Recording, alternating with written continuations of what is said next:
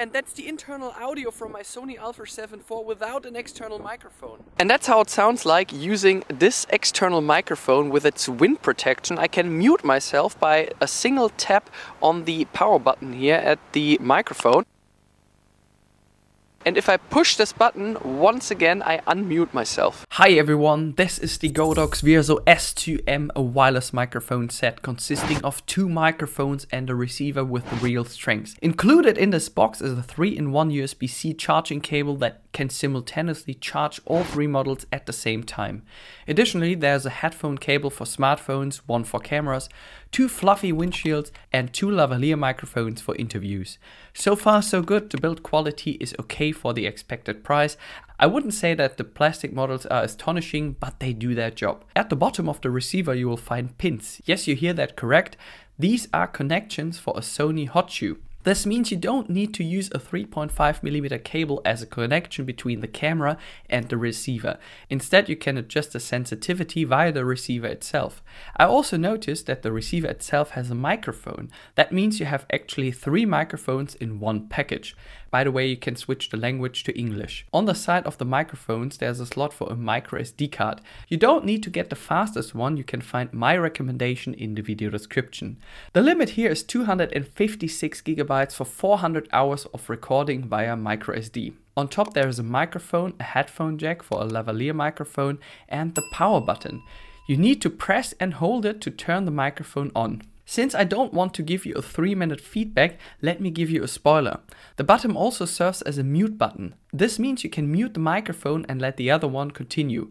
However, this button is too easy to press. You always have to pay attention to the red LED.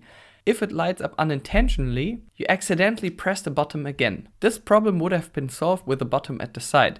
To record only audio, for example, for a podcast without a camera, you just need to press the record button on the side. You can attach the microphone to your shirt, jacket or pants using the clip at the back, and you can use the lavalier microphone for extension. Before I go to the examples, let me give you a brief conclusion. Essentially, it's a very good package for content creators.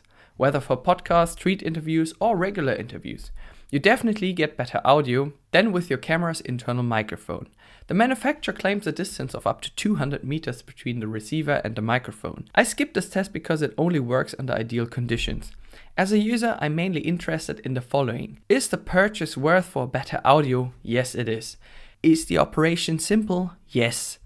How is the recording quality? Well, let's listen. And if you don't want to have any big microphone attached to your shirt or your jacket, you can also put it into your pocket and use one of these lavalier microphones, which were included in that package. If you forget the 3.5mm cable, which is usually attached to your camera and goes into the transceiver, it doesn't matter anymore because the transceiver has some pins which are read out by the hot shoe of my Sony Alpha 7 IV. I don't know if it works with any camera out there, but it works for sure with this camera. And that's now a distance test using this microphone. I'm about 50 to 60 feet away from the camera and I'm pretty sure you still hear me well. Usually, why would I go 200 meters away from the camera to do an interview, for instance? So that's another extreme test because it's super windy today outside. The wind is coming all from this side. It's blowing straight into the microphone and I couldn't regulate the audio meter internally in the Sony menu.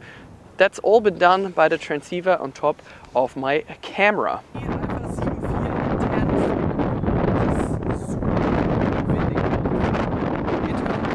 That's now the GODOX microphone using its wind protection, and let's see how this sounds like.